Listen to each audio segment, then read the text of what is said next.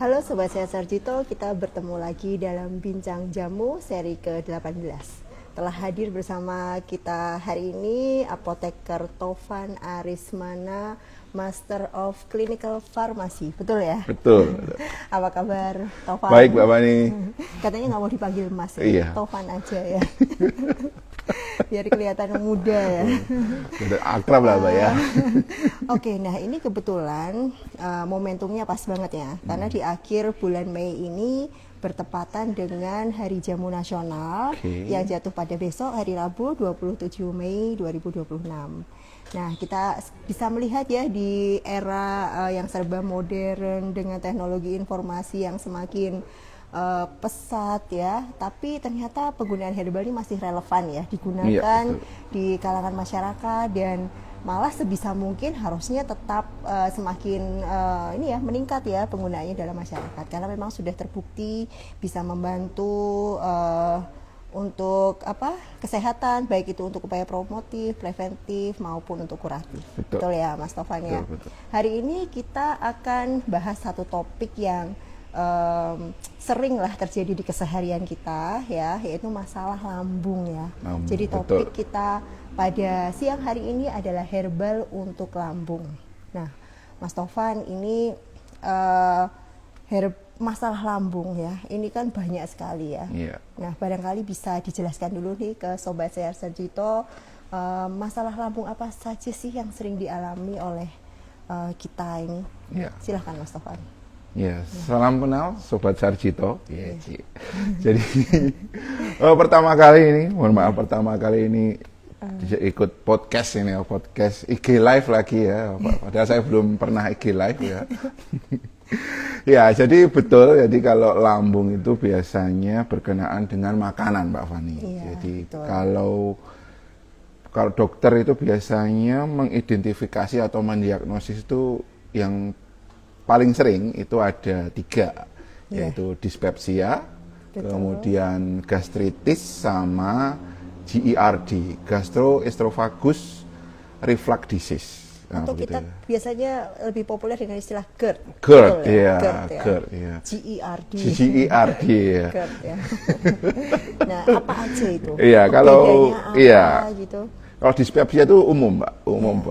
Umum itu maksudnya yang dia itu misalnya kembung, kemudian rasa begah, baik itu disebabkan oleh misalnya obat-obatan ataupun kondisinya, kalau kita bilang masuk angin, itu bukan GERD, tapi masih dispepsia, gangguan pencernaan aja, seperti itu. Kalau spesifik ke lambung, itu yang ke gastritis. Nah, namanya gastritis, jelas ada itis-itisnya, itu berarti ada inflamasinya, ada inflamasi itu Mbak Fani? Peradangan ya. Kalau gastritis peradangannya utamanya ke yang namanya asam lambung, atau yang kedua namanya ada infeksi dari Helicobacter pylori, H. pylori, seperti itu. Bukan Haji pylori kan, ini mesti Haji, bukan Haji pylori, jadi Helicobacter pylori. Yang ketiga ini yang parah karena asam lambungnya itu sampai mendobrak namanya bariernya, ada katupnya di atas esofagus, di bawah esofagus itu. Nah, itu nanti sampai namanya GERD, jadi reflux disease, jadi dia naik balik lagi. Nah, nanti asam lambungnya itu naik, kemudian balik lagi. Naik baliknya itu yang bikin nyeri, karena itu maksudnya makanannya hampir gasnya keluar. Dulu naik. Gasnya dulu naik. Kalau ada makanan ini, makanannya ikut naik. Muntah itu paling parahnya. Yang biasanya juga ini ya, ada rasa pahit. Ada gitu, pahit, betul. lidah, pahit. Itu, kalau pahit itu berarti kebanyakan suasananya basah. Suasananya. Kalau asam itu berarti asam banget, di pH-nya turun sekali di lambungnya. Sama-sama bahaya.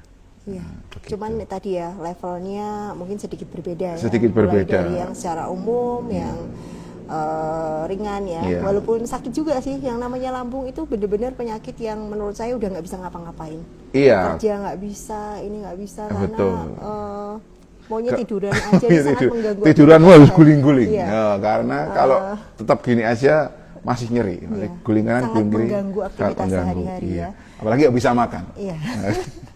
Nah itu tadi ya Sobat Sehat Jadito, ternyata masalah lambung itu macam-macam ya, Iya, dan itu betul. beberapa yang memang sering dialami oleh kita ya, dan biasanya itu kumat-kumatan ya, jadi nggak Iya. sekali datang, biasanya nanti Iya, kambuh lagi, kadang-kadang kambuh, seperti betul. itu. Nah penyebabnya tadi kan bisa Tovan sudah menyampaikan ada dari makanan Betul. atau dari infeksi bakteri Iya. ya. Ada masalah psikis nggak? Soalnya sering dengar nih masalah asam lambung naik tuh karena Iya, stres, betul. karena lagi banyak pikiran. Nah itu Iya. beneran berefek ya? Oh, iya jelas, namanya anxiety GERD.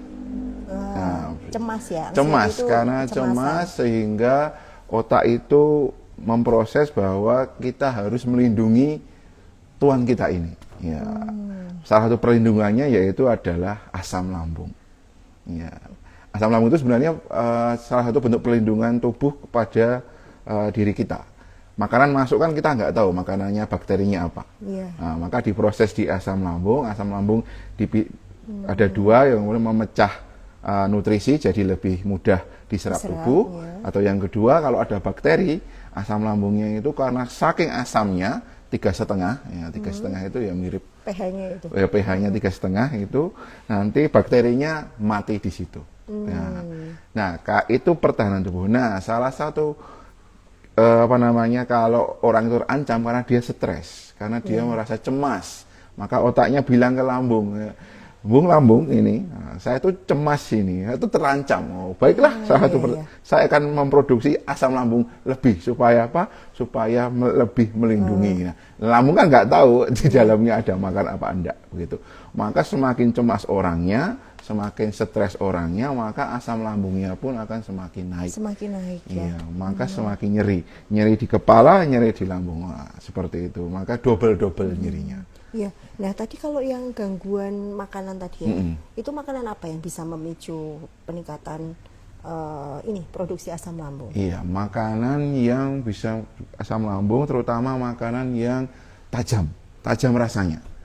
Bukan bau ya? Bukan bau, mungkin lebih ke otak kalau bau ya. Bau kan ke otak. Tapi kalau biasanya makanan yang aromanya tajam, kadang-kadang rasanya juga tajam ya? iya betul, Kayak karena durian aroma tajam misalnya. itu biasanya lebih asam.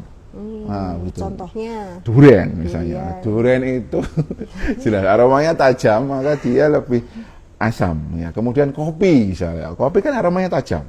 Ya, Nah, tapi jelas kopi itu tahu punya level acidity, level keasaman. Nah, begitu. Jadi asam itu kan kalau makan sayur asam itu lebih lebih menggugah selera. Ya, daripada makan yang nggak ada aromanya gitu kan ya.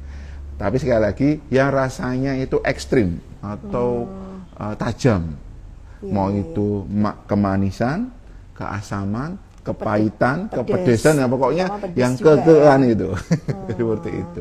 Jadi memang bagus-bagusnya makanan tuh yang netral ya rasanya. Sekarang nggak zaman Mbak Fani. Sekarang kalau nggak ekstrim nggak viral gitu ya. Migacuan viral ya karena ada level yang pedesnya gitu ya, betul, apalagi. Ya. Sekarang sudah ini ya zamannya makanan-makanan yang berlevel-level. Berlevel-level. Dan kadang mungkin mulut kita masih tahan tapi ternyata lambungnya nggak bisa terima. Iya, nggak kuat. Ya. Kalau gitu mulut ya. itu kan cuma lidah itu kan cuma 3-4 cm kan ya. Tapi kalau lambung itu ya luar biasa. Nah ini kan masalah lambung ini kadang munculnya tidak cuma sekali ya, yang tadi saya sampaikan, kadang kambuh dan kita harus konsumsi obat kimia lagi yang kadang-kadang kita kok minum obat terus. Nah ini barangkali ada alternatif lain nih ya, herbal ini ya, peran tanaman herbal dalam mengatasi masalah lambung ini seperti apa gitu. Iya. Kalau obat kimia memang itu bagusnya untuk serangan yang akut atau mendadak. Karena reaksinya lebih cepat. Iya. Misalnya pas nyeri lambung langsung aja minum antacid atau yang terkenal misalnya polisilin atau promah seperti itu. Nah, tapi kalau yang untuk herbal itu bagusnya untuk menjaga atau mencegah maintenance seperti itu.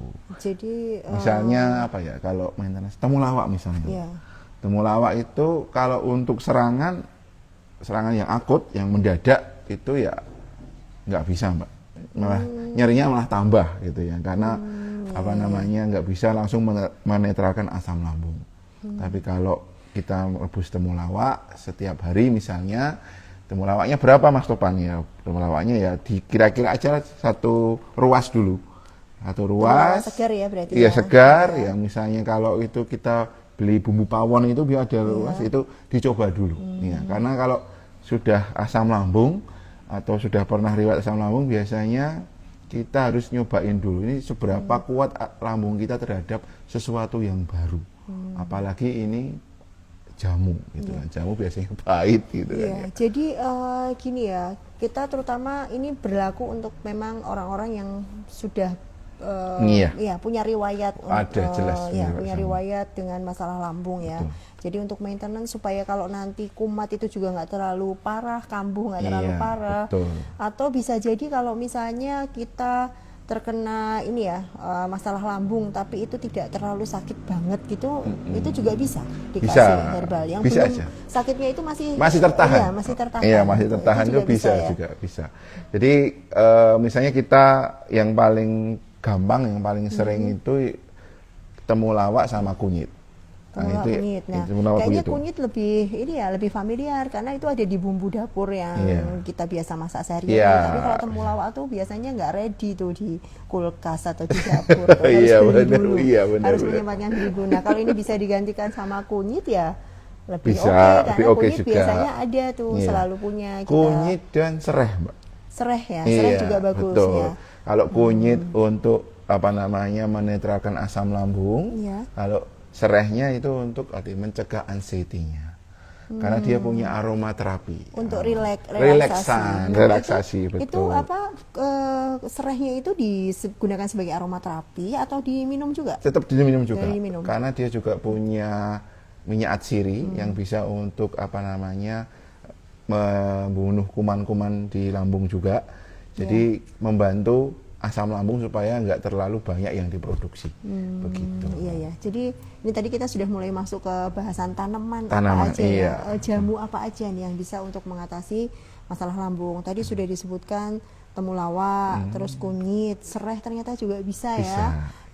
Jadi dalam satu ramuan jamu yang itu untuk mengatasi lambung itu ada perannya masing-masing ya ternyata ya. Seperti tadi sereh untuk relaksasinya, untuk anti anxiety tadi ya serehnya, dan rasanya juga enak, baunya enak, betul sekali. Enak. Dibandingin temulawak tuh rasanya kan agak sengir-sengir gimana ya? Iya sih, benar. Obat pun juga pahit ya.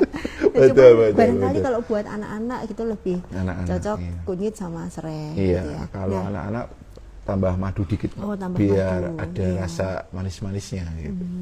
Iya. Dan itu tadi temulawak, kunyit, sereh, ada lagi nggak? Ada lagi. Kalau teman-teman mau effort dikit, itu ada daun sembung. Atau tambah lagi yang di sop, namanya kapulaga. Yang biasa. Itu buat masak gulai, bukan sop. Saya kalau masak sop pakai kapulaga ya? Iya, itu jadi itu Mbak, yang dijual 1000-an itu kan. Iya, sopnya sop rempah ya. Sop rempah, betul. Pakai ada kapulaganya, ada anistarnya. Benar ya, itu. Cuman kalau sayur beningnya sehari-hari itu biasanya nggak pakai ya. Jangan loncom mungkin nggak ada. Kapulaga bisa bagus kapulaga, juga. Sembung kapulaga itu kombinasi yang efektif untuk mengatasi gangguan lambung. Ini gangguan lambung yang apa aja secara bisa? umum. Secara umum. Iya, yang penting umum. hanya untuk maintenance tadi Maintenance untuk aja, perawatan supaya nggak kambuh lagi, atau kalaupun kambuh ya nggak sakit-sakit banget gitu. Iya, atau kambuhnya agak lama gitu. Agak lama. Ya. Kalau bisa ya jangan kambuh lagi. Itu perlu sesuatu lagi. Perlu sesuatu. Iya benar. Jadi tadi tadi udah kita dapat berapa nih? 4 ya. Ada temulawak, kunyit, sereh. Betul ya, sereh. Kemudian sembung, kapulaga. Ya, dan satu yang ini agak tricky. Agak tricky itu gimana ya? Boleh digunakan tapi hati-hati.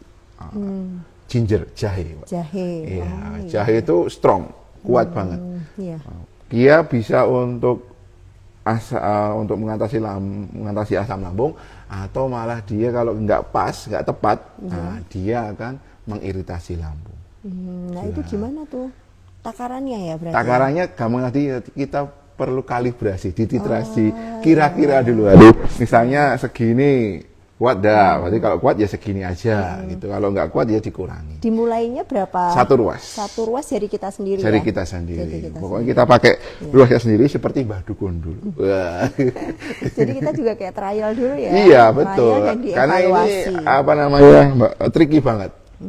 Ketinggian nanti malah memperparah asam lambung, beritas asam lambung. Kalau enggak, kalau pas ya alhamdulillah. Ya. Dan jahenya jangan pakai jahe yang aneh-aneh. Maksudnya ada jahe emprit, Pak. Emprit itu pahit, pedes. Nah, jahe yang mana, Mas Topan? Jahe yang biasa buat masak. Buat masak. Jadi Gitu. jahe, kalau jahe emprit itu lebih kecil-kecil ya. Kecil, betul. Ini jahe yang yang biasa buat masak soto kayak gitu ya. Ya. Gitu. Dan ini hanya berlaku untuk jahe yang harus hati-hati. Kalau yang lain cenderung Mbak, enggak begitu, minyak asirinya enggak begitu keras, enggak begitu panas. Apa ya, kalau di lambung itu kan kerasa panas kan. Yang lain cenderung netral. Kalau jahe ini memang ini memang cocok banget ini. Ya jahe ya. Ya. Nah itu semuanya boleh dicampur atau cukup berapa bahan saja? Iya, atau kalau salah satu? di yang kita edukasi ke masyarakat, kalau untuk maintenance atau preventif boleh dicampur, silahkan. Yang penting tadi adalah berapa mili air yang untuk merebusnya dan apa yang digunakan untuk merebus. Apanya itu apa? Alatnya? Alatnya. Nah, gimana nih? Mungkin bisa dijelaskan sekalian nih. Kalau mau efektif, ya, itu jangan pakai aluminium, ya, besi, teflon, seng, nggak boleh. Stainless steel? Stainless steel boleh. Boleh. Yang boleh apa aja nih? Yang boleh berarti porselen, Porselen, oke. kaca, Boleh. stainless Steel. atau yang paling bagus itu pakai gerabah. Kendil ya? Kendil dari jamu, tanah. ya. Ya. Atau kalau yang biasa dipakai itu pakai apa namanya itu, yang belirik, panci belirik itu apa namanya? Panci enamel. Iya, atau enamel iya ya. betul. Panci cat yang biasanya panci belirik atau panci putih yang ada gambar bunga-bunganya. Betul, ya. itu Jadi itu bagus alatnya harus diperhatikan juga Iya. ya Sobat Sehat Sarjito ketika kita merebus jamu. Tadi seperti disampaikan oleh Mas Tovan, nggak boleh pakai kuningan, besi, seng, teflon, aluminium apalagi. atau iron cast. Iron cast itu kan sekarang diklaim sebagai alat masak yang aman, yang ini. Tapi kalau untuk jamu, kasus untuk merebus jamu tetap nggak boleh. Nanti akan bereaksi dengan zat aktifnya. Jadi zat aktifnya banyak berkurang. Nah, jadi pas diminum nanti nggak begitu banyak. Iya, bukannya bermanfaat malah jadi sia-sia. Iya, sia-sia ya itu. Jadi itu yang perlu diperhatikan adalah alat memasak. Mungkin Mas Tovan bisa memberikan contoh satu resep ya untuk maintenance, untuk upaya preventif ya. Ini jahenya seberapa, serehnya seberapa gitu, dan airnya seberapa banyak. Terus nanti gimana cara merebusnya gitu. Berarti kalau yang untuk maintenance itu kaki yang rasanya enak-enak dulu ya. Berarti bisa pakai tadi kunyit, serai, dan jahe. Ya, begitu. Kapulaga oke juga. Kapulaga bagus banget. Ya, kapulaga. Berarti kapulaganya cukup satu butir aja, satu bunga itu. Satu bunga, kemudian ya semuanya kita standarisasi. Kita coba pakai jari satu ruas jari kita. Trial dulu ya. Iya, jangan lupa dibersihkan dulu dan untuk lebih menarik zat aktifnya kita potong-potong. Iya. Ada ini cara memotongnya. Potongnya ya biasanya 90 derajat, jadi ya begini ya. Ya seperti 90 derajat ya, kalau bisa satu ruas berarti dibagi 4 sampai 5. Nah, begitu biar lebih banyak zat aktif yang naik. Kalau sereh bisa dipotong atau kalau mau cepat digeprek aja. Ya, kalau jahe digeprek aja juga boleh. Digeprek boleh, supaya tidak begitu banyak minyak asiri yang keluar, jadi nggak begitu panas, begitu.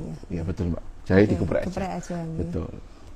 Nah itu direbus dengan? Direbus misalnya kita pakai 3 gelas air dulu. 3 gelas yang ukuran 200 mili atau 600 mili itu harus mendidih dulu. Kemudian semua bahan yang tadi dibersihkan, dipotong atau digeprek tadi dimasukkan semua. ditunggu 10 menit. 10 menit. Ngitungnya dari mulai mendidih. Oh, pas mulai mendidih. Iya, mendidih kemudian disaring. Disaring. Ya, nyaringnya ini juga harus diperhatikan, jangan panas-panas. Nyaringnya nunggu hangat atau dingin. Loh, kenapa nggak boleh panas? Nah, kalau panas nanti kita disaring, takutnya bereaksi sama Alat saringnya. arit saringnya. Kan sekarang jarang Mbak alat saring pakai kain apa itu? Putih ya, kayak Iya, itu. saringan tahu itu dia itu. Sekarang pakainya besi ya, besi, atau logam, plastik iya. gitu. Nanti nyaringnya hangat atau dingin. Ya. Intinya kalau mau sehat ya effort dikit lah ya. Effort dikit, disaring sekaligus, jangan disaring di pancingnya nanti cepat kecut karena cepat basi. Saring sekaligus. Nah, hasil saringannya nanti bisa diminum 2 kali, pagi dan sore. Itu setiap hari boleh? Setiap hari boleh. Oh, iya. Atau kalau biasanya kita mau menghadapi sesuatu yang besar, misalnya mau ujian, mau ada event-event yang penting bagi kita, itu 2-3 hari sebelum itu baiknya kita minum itu. Misalnya nggak mau setiap hari. Iya. Begitu. Iya. Setiap hari boleh, tapi atau misalnya kita repot juga ya, dan betul. mungkin juga memasukkan makanan yang sama terus setiap hari Betul, itu kan bosen. bosan ya. Jadi itu kalau ada momen-momen penting itu bisa 3-2 hari sebelumnya bisa ya, merebus betul. itu dulu. Juga bisa untuk mengurangi, membuat kita jadi lebih rileks tadi Iya, ya. betul, Mbak. Rileks itu. Kemudian itu tapi juga tetap harus ini ya, evaluasi tetap harus ya. Iya, betul Ya. sekali. Apakah ada ini Terutama efek apakah samping? kuat nggak lambung kita minum itu? Iya. Begitu. Tapi kalau misalnya nggak kuat ya berhenti dulu. Ya, berhenti dulu. Nah, nanti perlu konsultasi lagi sama dokter atau apoteker. Ya, begitu. Konsultasinya bisa di Iya, sini bisa ya? di tempat kami Iya. di Tawangmangu, bisa di klinik utama atau di klinik Pratama. Iya. Mas Tovan bertugas sebagai apoteker di klinik Dua-duanya. Pratama Hortus. Oh, Dua-duanya. dua-duanya. Klinik Pratama Hortus Medicus dan juga klinik utama Hortus Iya, ya. betul. Jadi kalau ada masalah kesehatan dan bingung ya untuk memutuskan ini mau minum obat apa gitu, hindari ini ya, cari-cari sendiri di Google yang kadang-kadang itu informasinya agak-agak mengerikan gitu, yang membuat kita malah makin cemas. Nggak overthinking ya. gitu. Jadi OVT, jadi makin cemas. Jadi sebaiknya bisa datang langsung menemui tenaga kesehatan terutama mungkin yang di sekitar Tawangmangu atau lagi jalan-jalan ke Tawangmangu ya, karena kita juga buka sampai hari Sabtu ya. Betul. Oke, ini saya lihat dulu barangkali ada yang bertanya di live IG. Ya. Oke, kalau tidak ini kita lanjut lagi ya. Ini jadi untuk ini ya, penderita GERD, dan ini aman ya tadi, bahan-bahan itu digunakan aman. untuk sehari-hari, dikonsumsi sehari aman ya. Karena apa? Karena dosisnya kecil. Dosisnya itu dosis minimal, bukan dosis yang untuk terapi atau kuratif. Ini dosis yang maintenance memang yang kecil-kecil. Iya, dan itu juga seperti kalau kita masak aja, dosisnya kan seperti kalau kita masak soto ya. Iya, betul. Jahenya cuma seruas sehari digeprek, kemudian serehnya juga cuma 1 digeprek juga ya. Kalau soto kan airnya banyak kan ya. Kalau ini airnya lebih sedikit. Lebih pekat. Iya, lebih pekat, maka lebih berefek daripada makan soto. Iya. Kemudian ini batasan seperti apa ya yang seseorang yang ada masalah lambung ini harus ke dokter. Jadi ini sudah nggak bisa nih diobatin sendiri nih. Betul. Harus segera pergi ke dokter nih. Ya, jelas ketika tubuh kita itu atau asam lambungnya itu tidak selesai dengan minum jamu yang tadi atau minum antasida. Oh, sudah minum ini obat kimia juga ya? Obat kimia juga nggak ngefek, kemudian makan pun jadi tidak enak atau gampang penuh. Makan sedikit penuh. Atau sampai nanti bahkan kita itu nggak makan berhari-hari karena bukan asam lambungnya, tapi karena takut asam lambung. Kepikirannya gitu. Itu sudah harus berkunjung ke dokter atau vaskes terdekat. Oke, nah tadi juga menyebut minum jamu sudah nggak bisa, minum obat kimia seperti antasida juga nggak bisa. Nah itu apakah penggunaannya bisa digunakan bersamaan. Bisa Dalam satu periode sakit yang Iya. sama itu apakah bisa mengkonsumsi dua-duanya? bisa. Ya. Kalau yang penting ada jarak waktunya. Nah, kalau di klinik kita membatasi atau memberikan jarak itu 1 sampai 2 jam. Obat kimia dulu diminum. Setelah makan. Misalnya sama kalau promah kan sebelum makan, iya. 1 sampai 2 jam berikutnya baru jamunya. Jamunya juga diminum sebelum. Iya, kalau untuk khusus ini Khusus untuk lambung sebelum ya. sebelum makan. Tetapi kalau misalnya takut itu pakai sesudah makan. Yang sesudah makan yang jamunya. Jamunya, betul. Jadi yang obat kayak antasida tadi sebelum makan, makan, setelah makan baru minum. Ya, makan itu bukan berarti makan besar, tapi 1 potong roti itu bisa disebut setelah makan. Ya, kalau dibilang tuh kayak buat lambaran gitu Iya, ya. Kata betul. orang itu buat apa ya? Pelindung buat dulu lambarannya, lah. pelindung dulu Pelindung sebelum dulu, minum jamu. Jadi jamunya nggak langsung ke lambungnya. Ya, betul. Nah, ini ada tips nggak ini selain konsumsi herbal, tentunya juga harus menjaga ini ya gaya hidup. Iya, pola makan.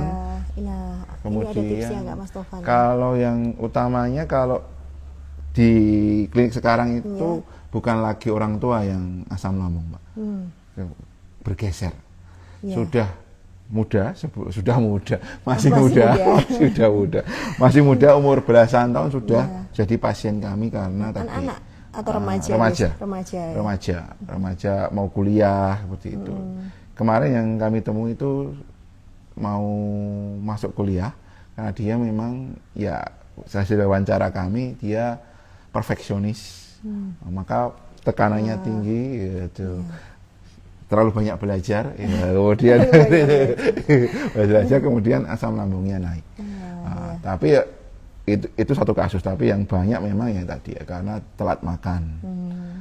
Sekali makan maunya yang pedas-pedas, asam-asam, berminyak seperti itu. Atau sekali makan banyak, tapi habis itu jaraknya lama nggak makan lagi gitu. Ya kalau itu ya tadi ya tergantung lambungnya. Tapi kalau misalnya kita udah tahu kita itu asam lambungnya kumat karena itu ya baiknya dihindari seperti itu. Jadi tetap ini ya pakai ilmu titen ya. Ilmu titen, orang Jawa ya. Jadi harus niteni.